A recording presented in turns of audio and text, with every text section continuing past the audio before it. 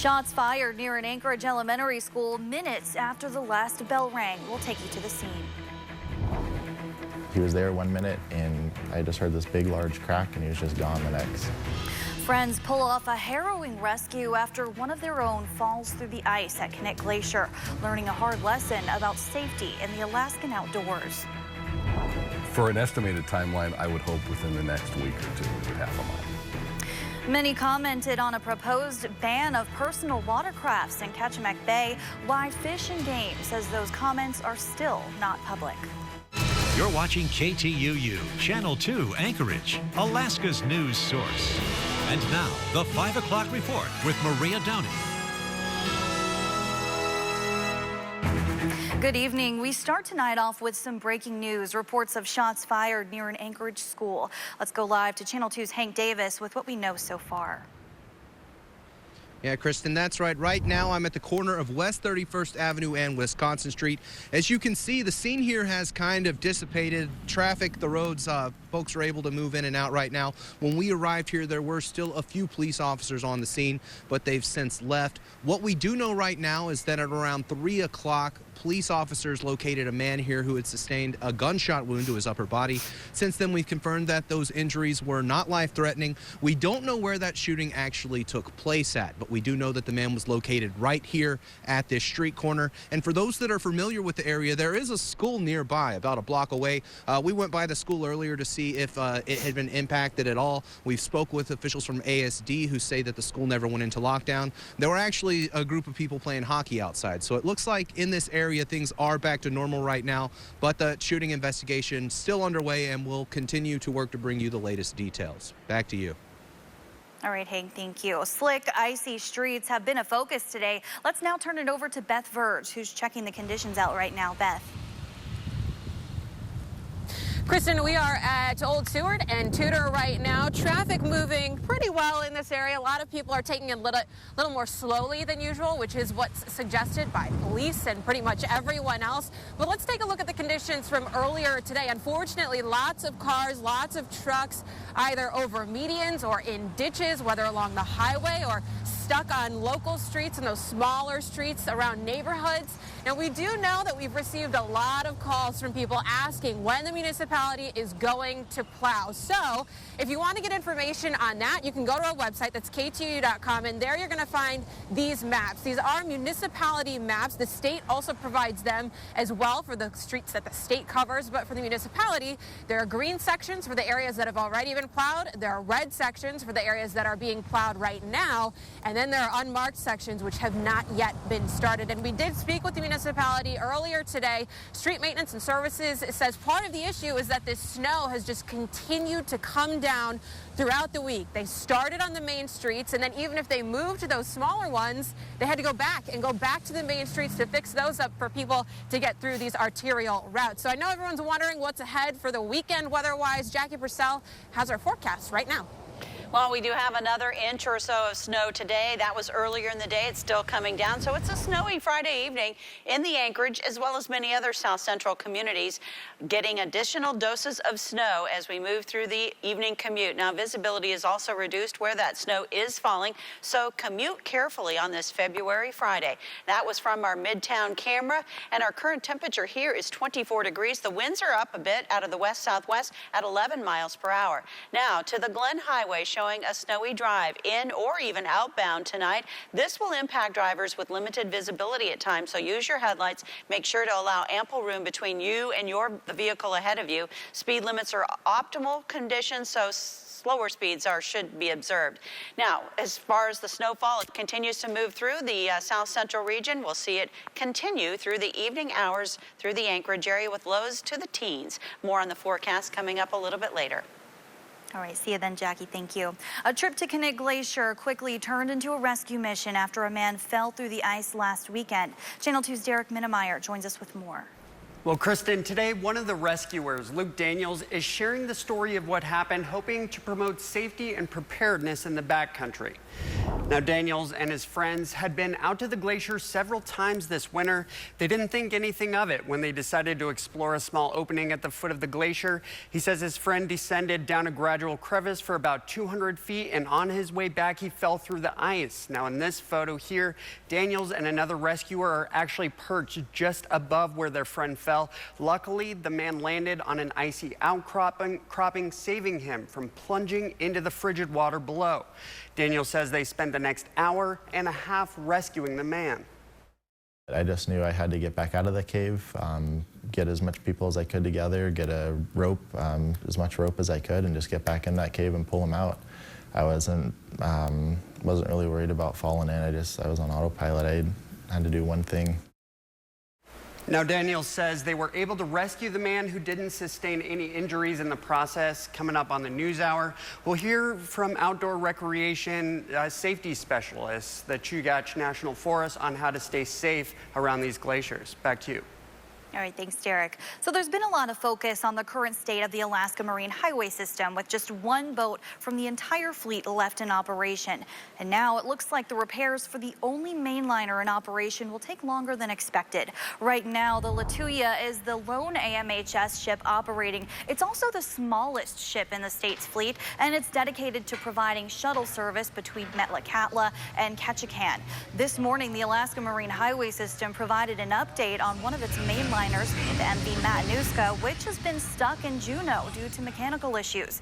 That was supposed to be a short delay, but now the ship will have to be dry docked in Ketchikan for repairs. Spokesperson Sam Dapsevich says with that, the AMHS is working to bring MV Columbia back online in April to fill the gap left without the Matanuska in operation, as there's no clear timeline on when the ship will be back on the water. The reduction gear that's having the issue is manufactured by Rolls-Royce Kongsberg out of Sweden. The parts that are affected are not just parts that they can go grab off the shelf. They do have to be custom made. Dapsevich says the AMHS has also put out an RFI regarding private service to help fill gaps, but is still working to establish a list of options and costs for any potential additions to the current schedule. A proposed rule change removing a ban on jet skis in Ketchikan Bay has divided public opinion in Homer and across Alaska. Yet, even though it's been a month since the public comment period ended, people who oppose the change have another question. What happened to all those comments? Channel 2's Grant Robinson explains.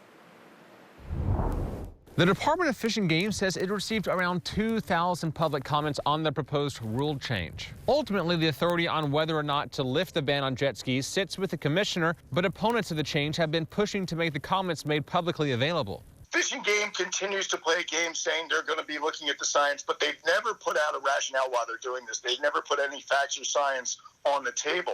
So we want to be able to see what are the arguments out there. Let's have a transparent discussion instead of all this closed door behind the scenes nonsense that they persist in. Rick Green is the special assistant to the commissioner. He says there are 2 staff people who are working to organize and compile all the comments into one document. He says he hopes to have those together and publish online within the next week or 2. In Anchorage, Grant Robinson, Channel 2 News. Well, in Anchorage, we see them all the time, and we love it when it happens. The not-so-elusive urban moose. Over the weekend, if you see one, tell Fish and Game about it. The department is conducting the Anchorage Bowl Moose Survey, and they need the public's help to get it done. Biologists say they've done this the past 3 years in an effort to better manage the moose population in the area. When biologists find a moose, they shoot a non-lethal dart that collects a small skin sample. The DNA they collect helps keep track of where they are, how many of them are here, and how they move around. And we'll be able to start seeing if this one, how related this one is to, say, the moose on the other side of town, to see if there are any obstacles to movement that we're starting to see in town. Because we know there are some things like sections of the Glen Highway are a major obstacle for moose, that they don't move across, so there's not much gene flow on and across that barrier.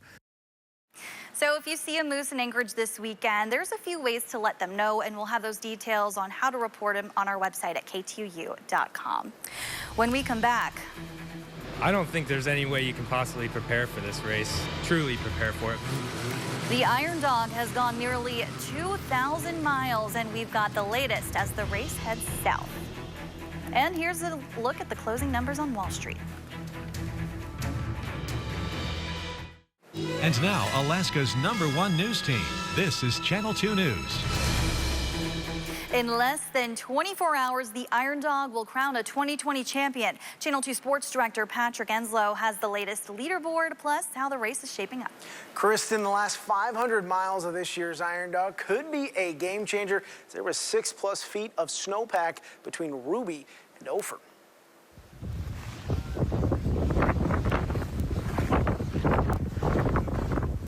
Thanks to Maureen Victor for the video. That was first place Team 7, Tyler Ackelstad and Nick Olstad. They were getting ready at the Ruby checkpoint. They are currently making their way to Ophir. Iron Dog Executive Director John Woodbury said crews have been working to break some sort of trail from Ruby to Ophir today and throughout last night. Now here's a look at the leaderboard as of 5 o'clock this evening. Top 4 teams have checked out of Ruby, and it looks like a lot of these teams took a 24-hour layover in Ruby, and according to the rules, they'll still have to take a flexible 6-hour layover at an approved checkpoint between Nome and Puntilla. Now, make sure to stick with us on the News Hour. We'll keep you up to date on this year's race as teams approach Ophir and McGrath. Kristen? All right, thanks, Patrick. Still ahead on the 5 o'clock report. Yeah, it's exciting to have reached a point where we're all on board with the changes that are happening. Changes could soon be coming to Alaska's breweries. Hear how it could impact your next night out. Friday night snow for South Central Alaska. Anchorage, your roads are thick with ice in spots, so do be careful. I'll have your weekend forecast coming up. It's called a grand compromise between bars and breweries after 7 years of work. Legislation before the Senate would see big changes to how Alaskans drink. Channel 2's Sean McGuire has a story from Juneau. Having a drink in a brewery tasting room has been an increasingly popular pastime in Alaska. If passed, a bill would clarify their entertainment options. Different nonprofits, symphony, public radio, anybody can come in and set up a table, raise money. Tasting rooms could also stay open till 10 p.m. instead of 8, and they could hold 4 live music concerts a year. But there would be tighter limits on new breweries opening up in the future across Alaska, and the current tasting room drink limits would also not change. We may have arrived at the perfect mix. Some bar owners bristle at the idea of brewery serving drinks, believing it cuts into their business. And now they've over the years they keep chipping away and diluting the value of that license and our investment. Eric Force, the owner of Red Dog Saloon, still thinks a compromise should pass, ending a long-running dispute in the industry. Over at Devil's Cub Brewing, excitement that changes could be coming, with widespread support in the industry. Is supported by public health, public safety, breweries, bars, the whole alcohol industry. SB 52 is expected to be voted on the Senate floor sometime next week. Reporting from Juneau, I'm Sean McGuire. Well, Anchorage is seeing another shot of the snow this evening. Jackie has our forecast as we hit the weekend. Well, let's check it out. It's been some 1.9 inches, but we're probably closer to 2 now since that reading was taken. This is Midtown. We do see that snow coming down. Our current temperature showing 24 degrees. And I'd say be careful, evening commuters, because there's some ruts and some ice that you're going to have to be contending with on those local roads. We're still expecting another inch or so, but we have had some impressive snowfall along the Kenai Peninsula and around Homer. 12 inches reported on East End Road near the Homer area, some 2 to 4 inches, and the Anchorage area, as I said, 1.9. We're all going to see this snow continue into the evening. Here's a look at our highest temperature today at 28, which is our average, 15 for the overnight low. We were a little warmer than that, staying at 22, but we're over 16 inches of snow for the month of February so far. We have colder air associated with high pressure that will slowly be working its way toward the south central area. This cold air has already shown up over sections of northwest Alaska. It's cooling off quite quickly over the southwestern portion of the state as well. And those winds, wow, they can really make those temperatures feel so cold. Winds out of the west-northwest at 22 miles per hour. And a temperature of 14 below in Kotzebue gives us a wind chill factor of 41 below this hour. Not even that cold at Utqiagvik or Dead Horse. And the wind chill into the interior, 11 degrees, down to 6 degrees at Coal Bay. Now, for South Central, our ambient air temperatures are into the 20s and 30s. Some of that colder air lurking just off to our west. Iliamna is down to 11 degrees here in this hour. But we're all seeing some snowfall. Even sections of Prince William Sound, like Valdez, you could see 1 to 4 inches. Still tonight, Cordova, you could see 1 to 3 inches. This is about 1 to 2 over the Anchorage area, but they're under a winter weather advisory really from Ninilchik south, and that's where they're going to see most of that snow along the Kenai Peninsula, a mix of rain and snow over the Panhandle. This storm system will be moving out. High pressure replaces it. We'll see clearing skies, some sunshine, but the trade-off is some colder temperatures. So your snow is going to stick around. You have a chance to clear it all out. By early next week, a big storm is lurking in the Gulf of Alaska. I think we're going to still stay under the influence of high pressure for most of South Central, even by that time period. Now, South Central, we're going to see some snow here overnight. It'll linger to tomorrow morning, but I think there's going to be some nice sunny breaks coming our way Saturday afternoon. And here's the look at that situation here through this evening. Winter weather advisory, it really goes through Saturday morning from that Ninilchik area south, some 3 to 6 inches of snow. Daytime high temperatures back into the 20s for our Saturday, but then we drop to the teens by Sunday. We see those overnight low temperatures really start to drop. On Sunday night, East Anchorage could see anywhere from 15 to 20 below overnight lows. Sunshine is coming back on Monday. We'll see a high of 12, but we don't stay cold too long. You can see we're back into the 20s as we head into midweek and through the rest of next week. All right, thanks, Jackie. Nabisco has had a lot of success with its flavored Oreo releases, but the Supreme Oreo is generating a much pricier buzz. According to Bloomberg, some small sleeves of Supreme Oreos garnered bids of up to $4,000 on eBay this week. The buzz is thanks to streetwear brand Supreme, which is known for limited edition collections that fetch high resale prices. Supreme's Spring-Summer 2020 drop featured not only attire, but also double-stuffed Oreos in the brand's signature bright red. It's rumored that the 3 cookie packs retail for $8, but right now you can only get them at Supreme or pay big bucks to someone reselling them online. Still ahead, finding out your ancestry can be fun, but do you really want all of your information floating around? We'll take a look at how you're protected. Where have you come from? What's your ancestry? These are the questions driving more and more people to do ancestry tests through companies such as Ancestry.com, 23andMe, and Family Tree DNA. But have you ever wondered what happens to your DNA if the company that does the testing changes hands? We take a look at the fine print to see how you're protected. This one's my great-grandfather.